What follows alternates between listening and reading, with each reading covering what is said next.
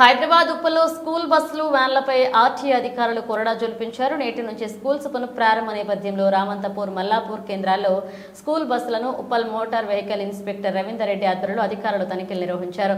School బస్సుల fitness, వాటి చెల్లుబాటు పత్రాలు, డ్రైవర్స్ వయసు, అలాగే డ్రైవర్ లైసెన్స్ తనిఖీలు చేపట్టారు ఉప్పల్ ఆర్టీఏ అధికారులు. మొత్తం స్కూళ్లకు చెందిన 10 వాహనాలను సీజ్ చేసినట్లుగా తెలుస్తుంది. నాన్ ట్రాన్స్పోర్ట్ వాహనాలు ట్రాన్స్పోర్ట్ వాహనాలుగా తిరుగుతున్నట్లుగా తనిఖీలలో బయటపడింది.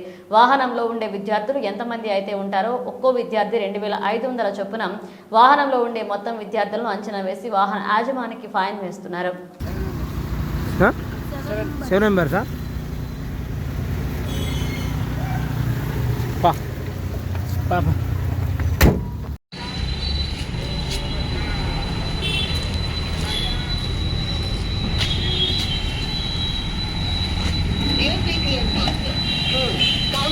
దిగండి.